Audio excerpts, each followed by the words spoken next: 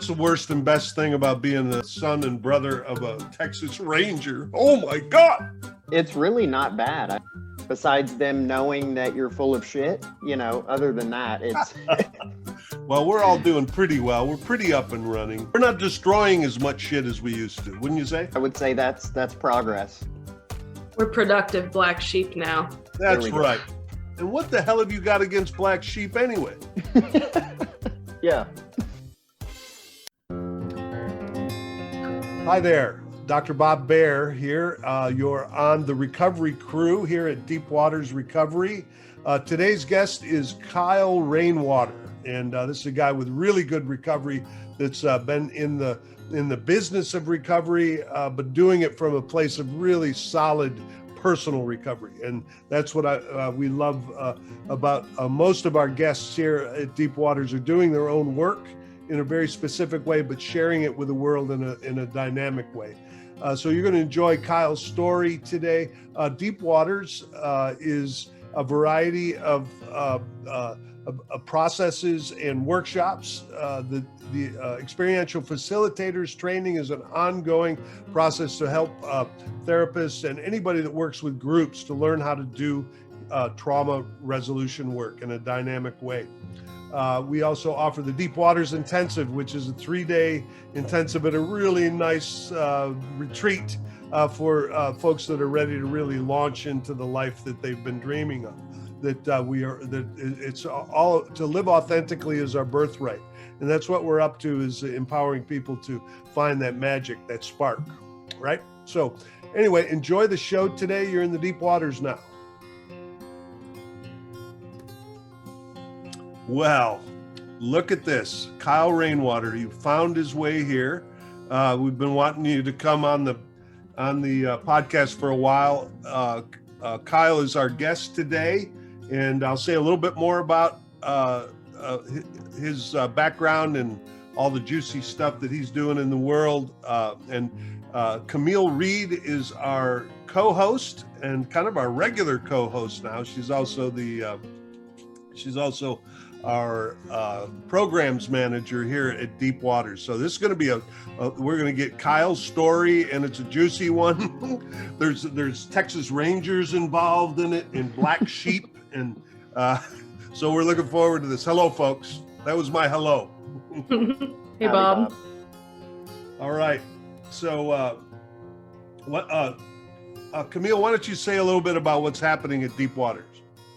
Yes, what's happening at Waters? We're an advanced recovery and healing experience for men and women. We've got the Deep Waters Intensive, which will be later this summer. It's a 3-day transformational trauma resolution experience that uses psychodrama, bioenergetics, and rituals of empowerment.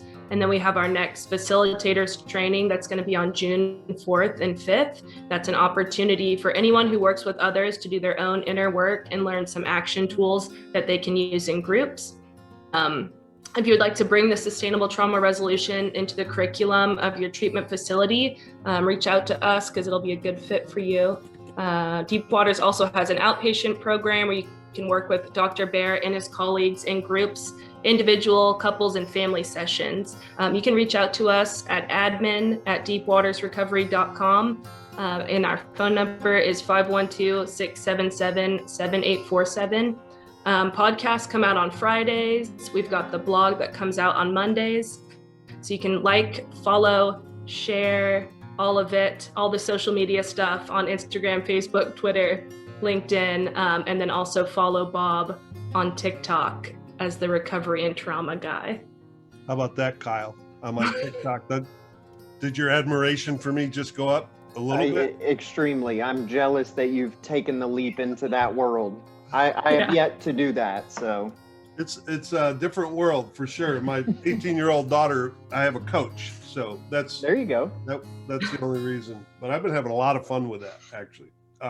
Well, okay, folks. So this is Kyle Rainwater. He is the business development representative at TLR, one of a little superstar team.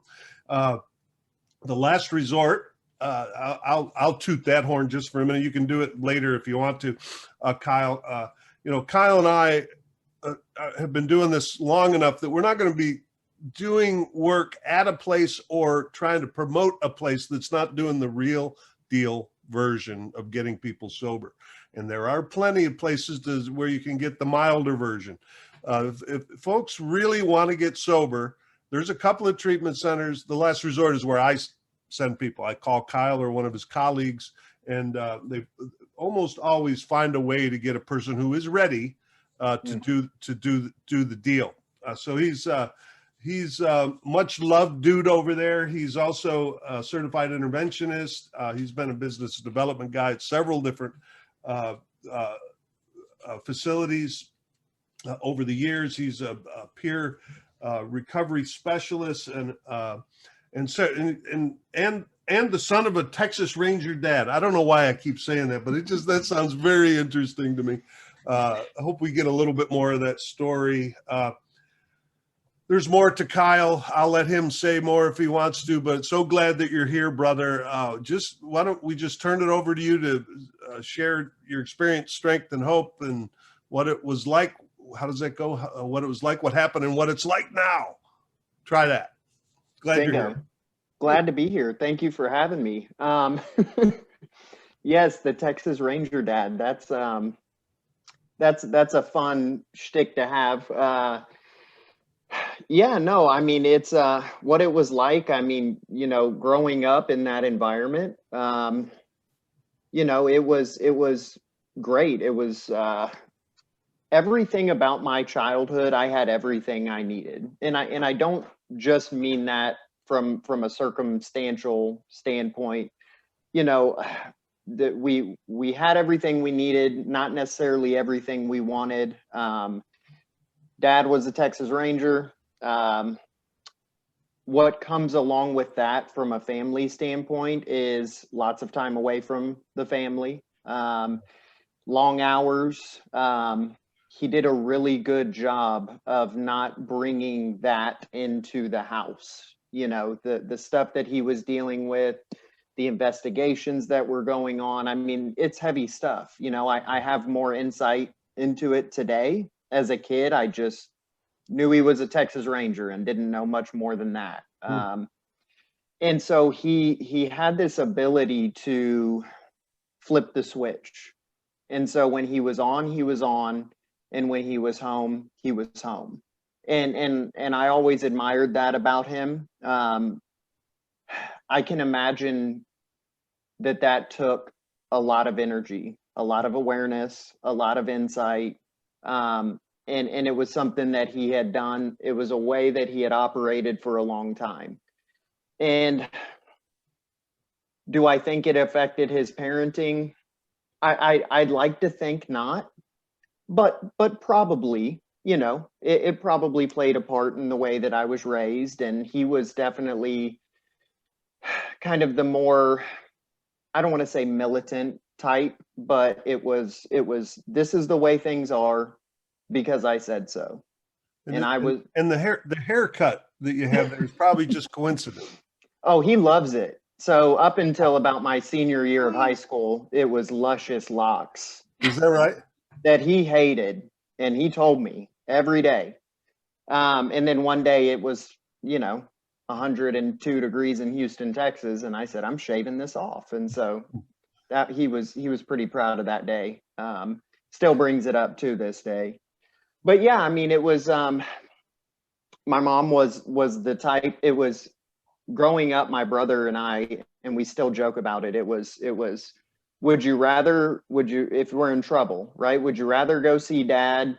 Maybe he would like spank you or just be more like authoritarian, or would you rather go to mom, who would give you an hour-long lecture about life and the way that it played out, in the way that, you viewed the world and why it's not right to do those things. And so there was, I don't know if you'd call it a healthy balance, but there was a balance there. And we kind of understood what was expected in the home. And there was a level of consistency there that was extremely beneficial. And so growing up, I mean, I guess the ideal childhood, both my parents were there. You know, like I mentioned before, all of our needs were met. Most of our wants were there, and we Boy, were taught. boy, that sounds like a setup for addiction. Doesn't it though? I can't tell you how many of our brothers that you know well that have come through the Last Resort and go to the Braveheart that have that story. It's like, you know, I think there's a misconception that, you know, we had to have a lot of horrific explosions in our childhood to wind up medicating ourselves in the ridiculous ways that we did. You actually, Kyle wrote a blog that comes out before this podcast, and there's just one little quote is, "I came from a good family. I was taught better. I know we have this mind. I know I can fix this someday." Right? Yeah. Absolutely. That was a huge setback for me. That was, I mean, thinking back to my earliest memories, that was a form of self-identification for me, that I came from this good family, you know, whether it was another kid acting up in class or someone on my soccer team that wasn't performing or behaving the way that I thought they should have. I held myself almost up on a pedestal in that sense, in almost an egotistical way, looking back on it. And I think that later in my life was almost a disservice to the way that I viewed myself and the world around me. Now, that I don't think that was my parents' fault. I think that played into the way I viewed myself and the world around me. But in my younger years, I mean, you know, started playing soccer. That was a huge part of my life. You know, I wrote in the blog that, of course, at the time I didn't know this, I wasn't aware of this, but soccer was my first mental obsession. I mean, from the moment I kicked the ball, you know, it was like, this is what I want to be doing. You know, when I was on the field, all of my insecurities, you know, the bad grade I got in school, whatever it was at the time, right, was just gone. And it was a way that I could disconnect, essentially. And so I dove into it, and it was what I wanted to be doing most days, every day. And as that progressed, as I got older, as the level that I played at kind of became more competitive, you know, it definitely played a huge part in my identity. I think it was a healthy outlet for the most part. But certainly my first mental obsession, I would say. Is there some criteria to work at the Last Resort as a man, that you have to have some story about obsessive sports? We've had, for anyone listening here, a couple of Kyle's colleagues have been on here. We spent half the podcast talking about the sport obsession and then the injury. But I don't know if your story has the injury component, but it certainly does. Yeah, no, that was part of the interview process. So I think that's what pushed me further. But and I found that's when in telling my story, I found that's a common thread between a lot of us. You know, the sports, the outlet, and then the setback, whether that be injury or getting cut from the team or getting in. I think I love team sports in general. I think it teaches life skills, life lessons. You know, there's going to be failures, there's going to be loss. I remember looking back and I took those very, very harshly and criticized myself in a very unhealthy way whenever we would lose a game or I'd miss the goal or whatever it happened to look like at the time. And I almost set myself up to this standard that was just not realistic. You know, it was, I essentially was setting myself up for failure and thinking about these things in that nature. And so, you know, that I would say up until, you know, high school, you know, life was good.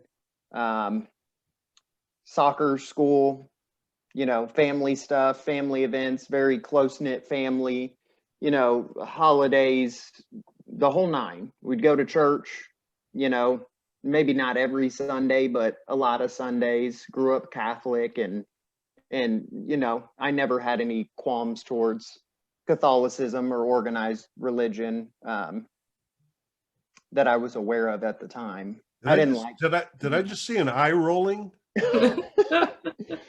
Well, I guess as we dive deeper into my story, I feel like that's another common thread that we have towards the God topic, right? And just the misconceptions that we come in with, or just the ways of thinking that weren't working for us.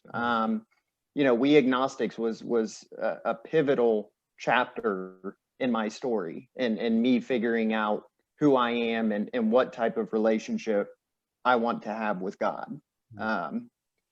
And so, never liked church, but, it was part of what we did. And so fast forward a little bit, and I wrote about it in my story. My mom was the backbone of our family. I think that was another piece there, that my dad was this, he was a Texas Ranger. It's this almost legendary type thing. There aren't a lot of them. He worked very hard to get where he is. But in the home, it was almost like, mom calls the shots, and she kept our family very close. She made sure that, the holidays were organized, that we were all together, that, we all stayed close knit.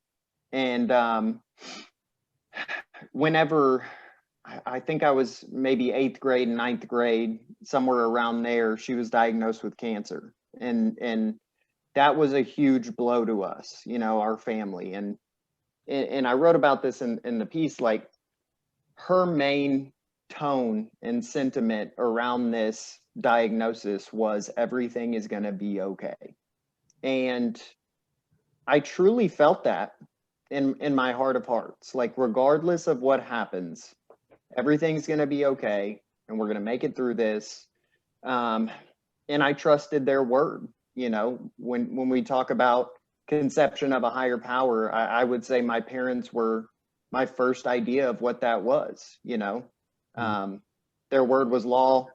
There was comfort. There was teaching moments. There was, all of these things that I see, and I guess my higher power that I relate to today.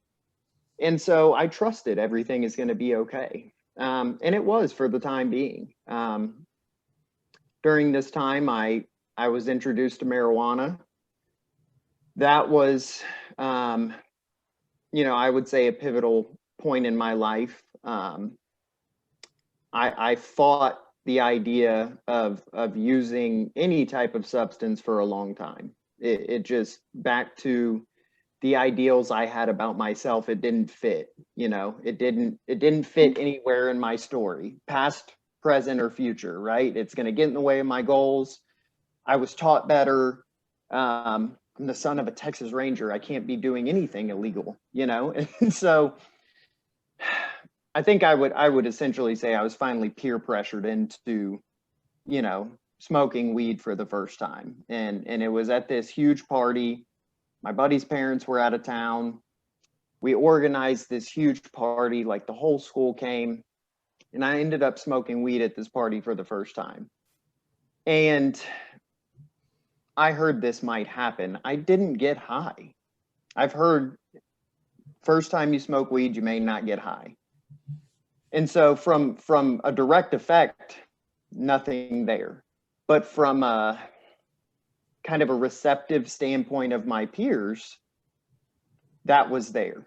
And I would say I got high off the validation of Kyle finally smoked weed. Later on in that night, socializing, mingling, going around the party, hanging out with my friends, drinking. I had been introduced to alcohol. It was never anything that really scratched the itch for me. I don't have this profound first sip of alcohol moment in my life. But later on that evening, the cops showed up to this party. The neighbors called the police. Everybody scatters. It's crazy. I'm playing soccer at the time, so I could have run a marathon. And we're running from the police. And it was one of those nights that I look back on and I'm like, that was a fun night, right? Like that was one of those nights where things had not even come close to getting bad yet. And everybody's talking about the party at school the next week and how Kyle was running from that one cop and da da da da da. And this feeling of acceptance that I experienced that week after was like nothing I had ever experienced. You know, I was a legend in my own mind at that point. You know, I was this rebellious kid, this son of a Texas Ranger who, you know, kind of let loose a little bit. And I thrived on that. I found myself yearning for that feeling again. Yeah. Yeah. And so, you know, that's a night that definitely sticks out to me. You know, still playing soccer at this time, life kind of goes on for the most part as normal after that. And then my mom gets diagnosed again with cancer. The cancer comes back. And this time there was, I would say, a different tone. And I didn't know the details. I was too young to understand what they were in the first place, but I knew this time felt different. And I guess naturally I used it as a reason to dive deeper into, you know, that feeling of acceptance and that feeling of, you know, I would just say acceptance of my peers and being close with people and connecting. And by December 16th of 2008, that was my sophomore year of high school, my mom had passed away. And by that time, I would say a few months prior, we knew it was coming. She knew it was coming. Very aggressive form of cancer that, you know, we were all aware she probably wasn't going to make it. And she was the type that she'd be sitting in MD Anderson in Houston in the hospital bed, paying bills, doing stuff, setting stuff up for after she's gone to make sure that everything is going to be okay. And so, you know, always looking out for us, the family, making sure that, you know, everything she could do was done prior to her leaving. Yeah. And I'll remember that night, I mean, forever, that she passed away.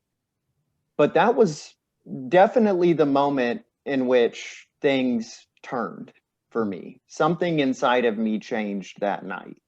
And who's to say whether or not, you know, I had already been introduced to those substances, things would have gone wild, but it certainly didn't help that I'd already gotten a taste for substance, the lifestyle, and what better reason to justify that lifestyle than, hey, I just lost my mom to cancer. You let me do what I want, you know. There's also just the killing the pain factor. Sure. Right. Absolutely.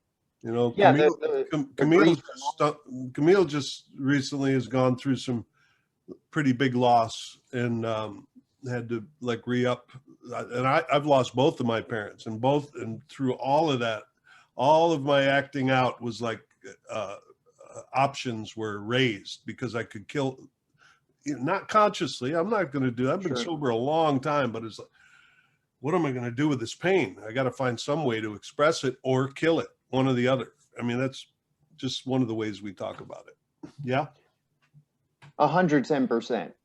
I mean, grief, loss, all of the emotions, fear of the unknown, what's the future going to look like? You know, everything I knew changed the night that she passed away. Yeah. And so, yeah, I mean, and so fast forward a little bit, you know, and I'm still dealing with those feelings. I mean, to this day, will always be dealing with those feelings, but 15, 16 years old, not really having a level of awareness on how to deal with those feelings. My dad, who operates the way that he knows how, was never the type to really say, hey dude, how are you feeling? Let's talk about how you're feeling.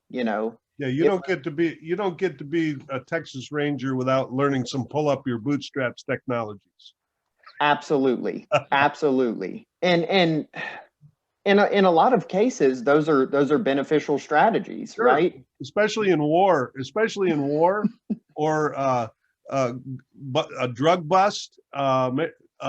Yeah, very, very useful. Not useful for the other 99%. I'm from a tough guy. Everybody loved and respected dad also. Yeah. Well, and I think that's what made it tough is it's not that he didn't try. Yeah. He just didn't know how. That's right. And I know that today. Yeah. At the time, I didn't take into consideration that he was doing the best that he knew how to do.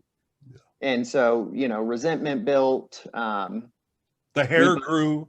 The hair grew. The hair grew. Bingo. The whole nine. And so, a few months after she passed, and I also wrote about this in the story, another pivotal night for me, we're at another party, partying much more frequently at this time. Buddy just gets his wisdom teeth taken out, comes up to the smoking circle. I got some of these, who wants them? I said, wow. It was another crossroads moment for me, because on that mental list I had in my head of things I will never do, popping a pill was never on that list. I was never going. Just because Camille knows a little bit about what pill do you think it was, Camille? Just take a guess. Let's guess. It was a dental surgery, probably Vicodin. All right. I'm not going to get. What was it? It was a hydrocodone. Okay, yeah. Opioids. Yeah, opiate. And so he said, they're $5 each. Do you want to buy one? I said, give me two. Might have been a red flag, but it was that kind of unconscious effort to numb, and I'll try anything at this point. Sure. And so downed it with a Bud Light, continued to hit the joint. And I remember vividly, probably 30 minutes later, telling the rest of my friends, if I could feel this way the rest of my life, I would. Yeah. And from that moment, that was the goal. Yeah. And did you have one of those moments, Camille? Yeah, I mean, well, it just reminds me of, it's like you take it for the first time and you're like, okay, all of that, like in your case, like grief and pain and worry is instantly just taken away. And you're like, I don't want to go feel that anymore. Like, why would I, whenever I can have this and have, like a warm blanket wrapped around me of not ever having to have those emotions ever again. Absolutely. Yeah, it was immediate relief. Mm-hmm. There's no better way that I can explain it other than immediate relief. And it worked. Little did I know, the road that I was about to travel down. And you fast forward maybe a year, junior year, beginning of my senior year of high school, I am a full-blown opiate addict. And so priorities, responsibilities started falling by the wayside. Yeah. My number one goal was to feel that feeling again, or maybe better said, to not feel those feelings ever again. Searching for immediate relief, which little did I know would never return. I would never get that moment of, if I could feel this way the rest of my life. The way I felt in that moment only happens once. And Yeah, so Jason, it's the tale we've heard so many times, right? absolutely. Then we're chasing it. And that's what it turned into. And so, relationships were, bridges were being burned, family was concerned. And I guess another aspect of having a Texas Ranger as a father, you learn to wear a really good mask.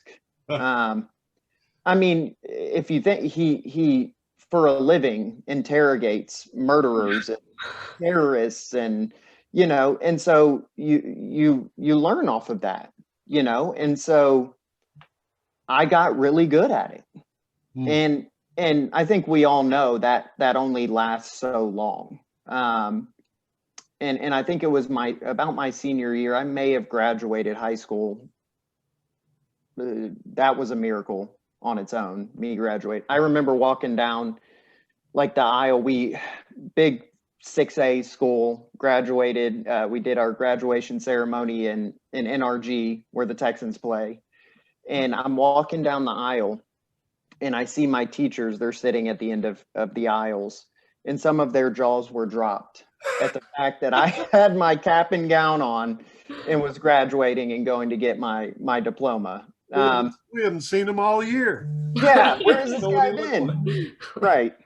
And I think, that's a smaller analogy too for like my life up to that point, is I had figured out a way to get it done, to just somehow, some way, wear the mask long enough, convince who I needed to convince, manipulate whatever system I needed to in order to get it done. Yeah. And so that's a prime example. I graduate high school, and that's another pivotal point in my life where things just continued on the downward trajectory. My dad finally figured out what was going on. I don't think he knew to the extent, but he knew I wasn't okay.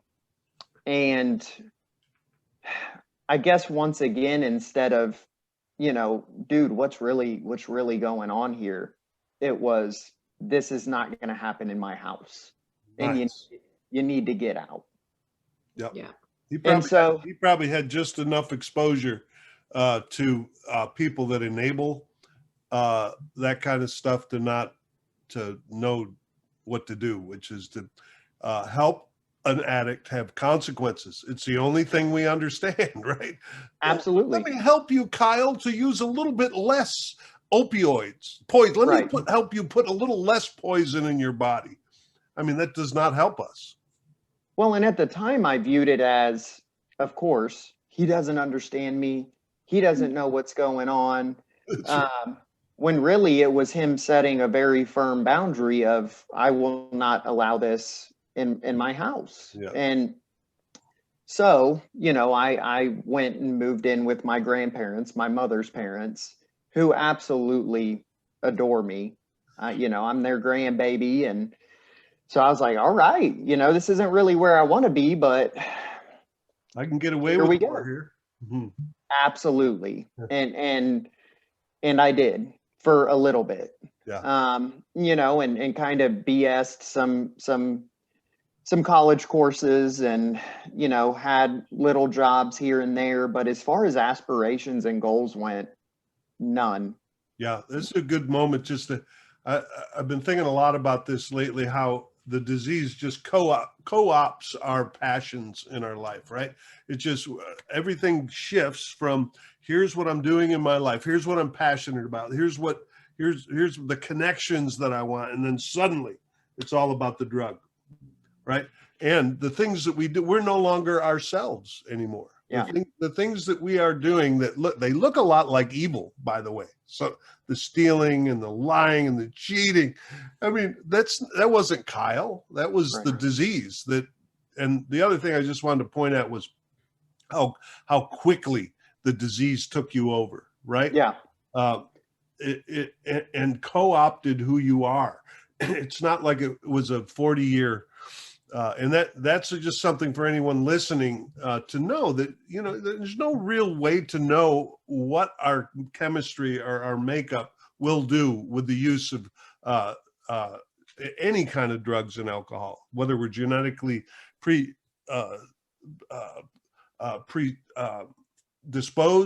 or if we are, if it's just the way that we are built. So nobody's really described it. Nobody knows. So anybody's taking a risk and they start using that shit, right? Sure. So anyway, so did you have some nice crashes and burns? Anything explode anywhere? Yeah, I mean, well, one thing I forgot to mention is, and these were like just, I think, telltale signs of the direction I was headed in. It was my senior year. I'm playing soccer at a very high level still. Somehow, my performance is taking a dip. The coaches are talking to me more and more.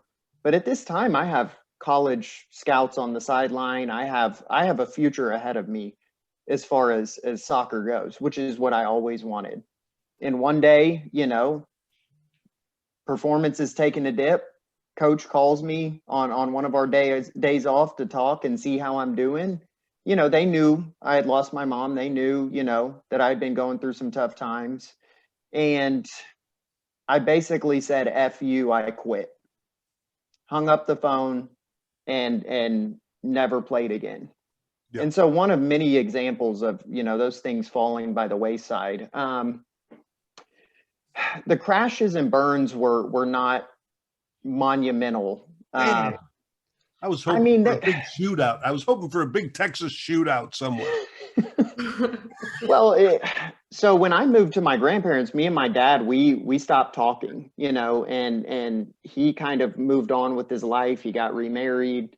And basically I put the burden on my grandparents, and, they dropped out of the community college, started getting into some legal trouble. I would say that was potentially a crash and burn scenario. I thought I was, Leonardo DiCaprio on that one movie with the check forging scheme. Oh, yeah. Catch Me If You Can. Catch Me If You Can. Yeah. Hanks. Yeah. I played the father in the musical version right here. Oh, so well, look at that. So you already know what I'm. So I felt like Leo in that, right? Where I had a little like Leo. Thank you. That just made my week. Somehow I think there was probably a day where you didn't look so good. We ought to have the before and after pictures on this podcast. Yeah, side by side with the hair. I've burned them and deleted them all.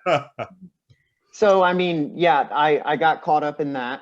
That's a felony, a pretty stiff one, I come to find out, and was facing 10 years roughly for that whole deal. And you would think, to a normal person facing those types of consequences, that would be a deterrent at the very least. Mm-hmm. And if anything, it was ammo to more feelings that I didn't want to feel. And how do I numb this feeling and deal with the consequences later? Yeah. And so, everything, I get put on probation for that. They're having me come in once a month, twice a month. I'm sitting in the parking lot of the probation office shooting dope before I go and see my PO, and so there were a lot of things of that nature where if I take a step back now, it's like, what happened? But in the moment, it's tunnel vision. Yeah. And, family gets involved. I go to treatment for the first time. It was actually at a psych ward. I did a detox in a psych ward. That was an experience. But it was a pivotal experience in the sense that I was introduced to the big book. I was introduced to recovery, and they held meetings there. And my sponsor says something pretty often. He says, once you hear the truth, you can't unhear it. Yeah. And what I heard in that facility was the truth. And it was the truth about me. And it was the truth about what would happen if I didn't surrender. Yep. And so I'm sitting in this facility. exactly where I was supposed to be, right? But I view it as I'm sitting around all these crazy people. I'm not like you people, you know, the general spiel. Yeah. And I'm obsessively trying to convince myself that I'm not like you people. I'm obsessively trying to disqualify myself from fitting into this category. This is a normal thing for all of us. I did that the good news and bad news for me is I'm in every 12-step program. I'm sure there would be an open seat for me in any one of them. I know a lot about process addictions and substance abuse addictions. That's the bad news and the good news. And every one of them, I've gone in there and yeah, no, I'm not like, well, I'm a little bit, well, hey, that's exactly my story. Holy shit, I'm supposed to be here. It's right in every program. Well, and you work with guys coming into treatment all the time. That's what, in fact, I tell sponsees and clients sometimes go to the meetings and actually judge them on purpose. Enjoy it. Because, you know, it's going to change. Well, and had I been in that facility longer than 7 or 8 days, I may have given myself the opportunity to say, wow, I'm exactly where I'm supposed to be. Yeah. But I'm sitting in there, maybe 120 pounds soaking wet, track marks up and down my arms, and I'm sitting there telling myself I'm not you people. Yeah. And within hours of leaving, had a needle back in my arm again. And the disease thinks it's helping us. The disease co-opts anything rational so that it can get you that hit, which will make you feel better, which is what the disease wants to do, right? It doesn't have the ability to think, wait a minute, I'm going to die here.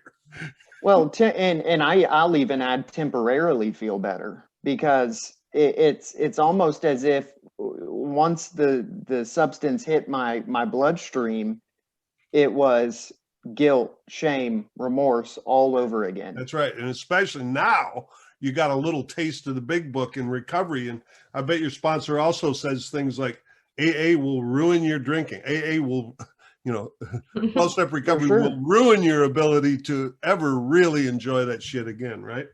Head full of AA, belly full of liquor. And that is exactly what I experienced. And there's no turning back from that, which I am extremely grateful for. But the next probably year and a half, 2 years was filled with in and out of treatment centers, family setting stronger and stronger boundaries. The moment they were introduced to Al-Anon, grandparents got a little bit of education slowly, didn't they? Bingo. Well, and I have a buddy who says, and the first time he said this, I was almost offended, but then I took a step back and I was like, this makes sense. He says, AA didn't save my life, Al-Anon did. Yeah. And I'm like, whoa, okay, because that's my story. Once they became educated on not only how to help me, but preserve their sanity, is when things really hit the fan. That is so important, Kyle. We could take this section right here and make it a centerpiece little. In fact, we might do that, Camille. Cut this out, because that is the thing that happens. There's nothing more satisfying for me than doing family programs. I've done a lot of family programming and treatment, to watch those lights come on, that the folks that are enabling and loving, right? We always say, so why do we keep enabling? Because we love so much. That's why, right? And then but when the lights come on, that it's not really loving the person to facilitate them to continue to do that behavior, that's the moment it's extremely satisfying. You've worked with families, and there's this light that comes on. Holy shit, I've got to do recovery too. Right. Well, and they don't realize they're loving us to death. Yeah. Quite literally. And so, yeah, I mean, once they showed up to their first Al-Anon meeting, it was a game changer. And it was, you're getting out of our house. I don't care if you go live in your car or whatever you need to do, but you're not going to do that here. And that's beautiful. I think I lasted probably like a month in my car. It felt like about 6 months. But but I remember one night that I mean, I was getting close to being done. And it was, you know, all the combination of living in my car, doing anything I could for the next fix. That lifestyle, along with the psyche of, I know there's a better way, and I know there's a way out of this. And I showed back up at their doorstep one night and just said, I just need somewhere to sleep, a meal, and I'll be out of y'all's hair. They let me back in. And that night I prayed, probably to this day, the most humble prayer that I'd ever prayed. And I just said, God, help me. Fell asleep on their couch, woke up to them, came to them waking me up and saying, what's the plan? And I said, I think I need some help for the however manyth time. Yeah. And there was something different about this time. And so they made some calls. Long story short, that evening I was in a treatment center. And that was truly that night, morning, day was my true step one experience. Because so you and I both know we happen to work with and around the very best treatment available. And, you know, there is no treatment that has the magic touch. Even the executive director of the last resort that you and I both know very and love very, he knows this is not the answer. The answer is in the community-based. You got to be in that place and be ready. You know, you get a better chance if you go to a treatment center that understands that. Sure. Right? Then they're rare. But I don't know what kind of program you went to, but you were ready. That's the big factor. For sure. And I used to believe that was the only way it had to happen for someone, that prior to admission, they were ready to do this deal. I've since seen so many experiences of someone on the front end just in belligerent denial. Yep. And then they have an experience during their treatment stay, and it's just night and day. That's what I'm saying. If you're ready and you go to a good treatment center that can help you to come to that awareness and feel that pain, that's the double bonus. But even if you're not ready and you're still kicking and screaming, and you go into a program that understands that the pain is how, you know, I got a buddy, I don't know if you know Stephen Long, but he was pretty integral at the beginning of the last resort, actually. Him and Cole Shiflett and a bunch of superstar dudes. And he often says to me, Bob, I wish you a lot of pain. What? Oh, now, and I know what he means. He says, you know, he's not trying to save me from my pain. He's not that kind of a friend. So that's the kind of treatment that works. The kind of mature program that can create a space for a person to feel the pain. That it sounds to me like you were in it though before you even got there. Well, and part of what drew me to TLR and why really it was a no-brainer was TLR is exactly what I would have needed and wanted coming into treatment. And not that what I got was bad or that it wasn't sufficient. But from a treatment standpoint, you know, treatment separated me from the substance long enough to where I could somewhat start thinking sanely and clearly, and then brought us to meetings in which, you know, I reconnected with the sponsor I had prior. He reluctantly took me back on and said, I don't think you're ready. I don't think you're going to do this deal. But for some reason, God's sitting in the back of my head telling me to take you back on. Okay. And from that point on, it was full 100% commitment to whatever I need to do. What lengths are you willing to go? And so the step working process was, I mean, naturally it was powerful. You know, very thorough sponsor, very thorough step work. Unlike really I've heard many of my peers go through. Yeah. There was almost a clinical aspect to it with some of the work that was done. It was almost a combination of, big book writing, reading, along with some packets that are probably 30 years old that really ask some questions about, who I am and what makes me tick. Yeah. And so, the process was extremely powerful. I would say, step 5 was where the obsession left. And I remember sitting in his living room, not really knowing what was going to happen, had never done a step 5, had never done really any of the steps. And leading up to this point, was just blind faith, I would say. Yes. And step 5, for anyone listening who doesn't know, is the expression of step 4 is where we unpack all of the dark stuff and, dark, or whatever you want to call it, our character defects, the things that we don't want anybody to know, we unpack it. Right. And then the 5th step, we share it deeply with someone who is compassionate and can help us get down to the meat of it. Because whether anybody in this little triad or anybody listening to this podcast knows it or not, we are being run by all the shit that's underneath the surface of us. We are using 8% of our consciousness at the very best, on the best day, and we're being run by the other 92, right? The 4th step and then the 5th step in the 12-step process are the place where we can get one more drop of awareness and not be run by these unconscious motivations, right? Sure. That's another way. No, my apologies. I got caught up with my people here. So step 1 was that honesty phase of my life's unmanageable.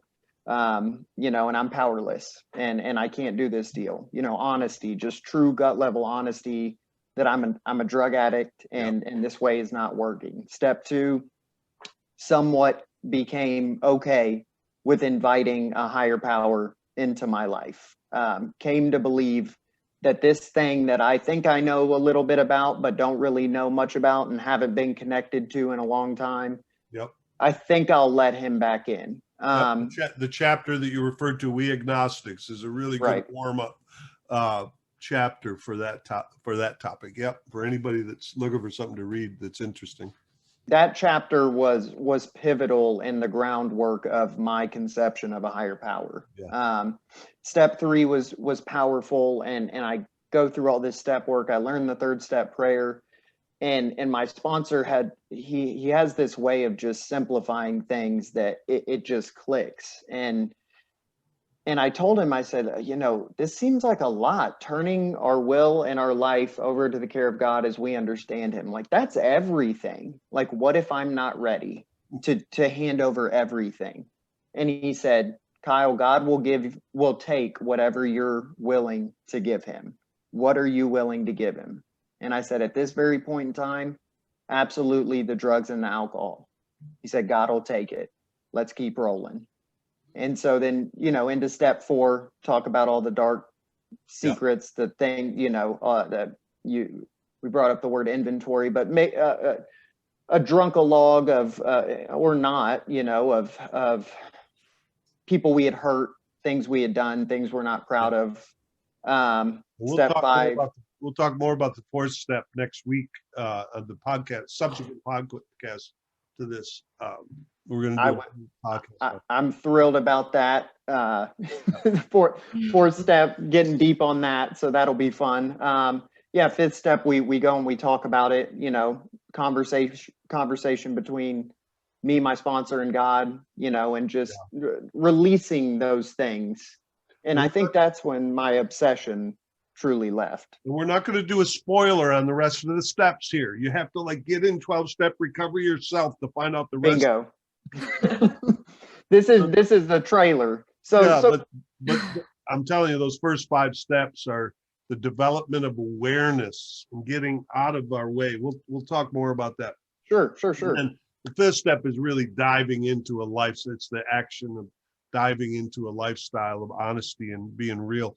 So Kyle, just kind of transition if you can to what's it like now? Sure.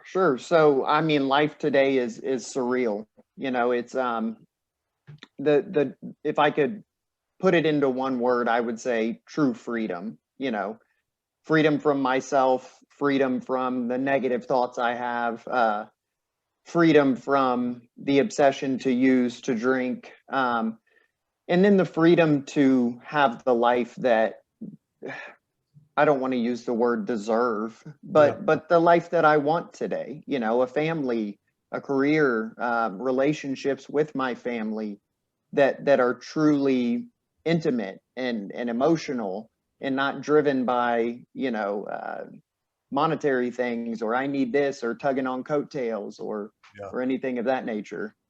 So are you cured? You're cured of the disease and never have to go to meetings or never any of that, or? Absolutely not. No, I am not cured. The thinking is still the problem. You know, this sitting in between my ears is always lurking, right? And so, you know, I stay plugged into AA, to the 12-step community. You know, meetings, I would say almost every day. I'm actively sponsoring guys, taking them through the steps. That keeps me sane. You know, I don't know how it works, why it works, but seeing the light bulb moment for another addict alcoholic is an experience you will not want to miss. So yeah, no, life is good today, and the foundation it's built on is certainly AA, the 12 steps, and I can't unplug from that fellowship and that community, or I'll go crazy. Yep. It's I've said it many times. Anybody that listens to all these podcasts is sick of hearing me say that Dr. Carl Jung's philosophy is expressed in its popular form through Alcoholics Anonymous in so many ways. It's simplified because Dr. Jung's writings are so complex, man. I mean, you gotta really wanna to read through the collected works of Carl Jung. Or you could go to a 12-step meeting and you'll hear the same thing in kind of eloquent terms. The big book, that's what we call it, the text for Alcoholics Anonymous, is really a poetic description of how to embrace more parts of our unconscious self and offload some of the things that we've developed out of trauma. And then we us three found a really good way to medicate all that shit, do a bunch of crazy shit, and make the trauma worse, right? And even get that 8% of consciousness down to about 1. And now we're trying to expand again, and we're doing it together. And it has to be done in community. Kyle, you are inspiration, a young, good-looking Leonardo DiCaprio-looking dude, and with buttoned up, but actually kind of freeing up at the same time. I don't know. I think you carry the message really well. We say that we want to be a good copy of the big book. I think you're a really good copy, brother. Thank you. Thank you for having me. Yeah. It's been a pleasure. I could talk about this stuff all day. It gets me fired up. So thank you. Before we completely close, I want to ask the three of us a couple of quick, we call these the quick dive questions. You get the deep waters, dive, all that. Very nice. Okay. So everybody take a breath. Here we go. Kyle, what do people misread about you?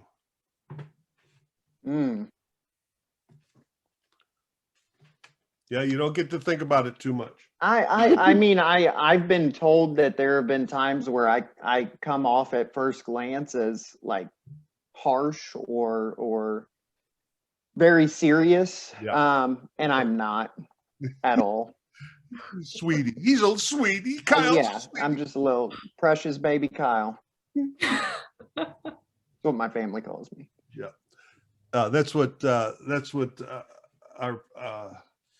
our friend who's been on the show many times said about you, you got to get Kyle on there. He's a sweetie. All right, Camille, you asked I'm asking you the same question. What do people misread about you? Almost the opposite, that I'm like too laid back, that everyone thinks I'm like very just like go with the flow, like laid back person. But on the inside, there's times when I'm like stressing and anxiety. It just comes off as like this relaxed hippie type, but not all the time. Thank you. I think people misread that I'm just a complete mess, or I have no organization. I'm just winging everything. But Camille knows that in behind that, there's like, wait, I got very specific plans about shit. I just don't write them down, and I keep people around that know how to write stuff down. So, yeah. And just one more, something simple that gives you joy, Kyle. I'm going to go with spending time with family. I mean, that fulfills me today. Absolutely. Camille? I think connecting with a stranger, having like a deep conversation with someone you just meet in passing that you'll never see again. I'm gonna use three. My daughter's smile. When I know she's happy, there's like that happens in me. Also, that moment when the fish bite, like you get and you know you've got it. And also when I get my iron on the ball. Whack, oh, whack. That's a good one. That's a good one. I don't experience it enough. Me either. But it makes me more pleasurable that once a year that I hit the ball right. All right. Right. So it has been fun. Kyle, thank you so much. Camille, actually, Kyle, why don't you tell everybody how to get a hold of you, what you're doing, say something about the Last Resort and what you're up to in the world, how people can reach you. Sure. Yeah. So the Last Resort, all male, amazing treatment facility. We focus with Dr. Bob on trauma resolution, getting underneath what's driving the addiction. And it's a beautiful property, 55 acres, courses, the whole nine. I would say, in a sense, I am the community liaison between different professionals and how to connect with TLR in different ways, whether someone needs help or more info. Email is kyler@lastresortrecovery.com. I would say that's probably the best way to reach me. Great. Camille, why don't you say the brief version of how to get a hold of us and what's happening? Yes. Brief version, if you want to know more about our next experiential facilitators training on June 4th and 5th, the email is going to be admin, @deepwatersrecovery.com. Just reach out for any questions on there.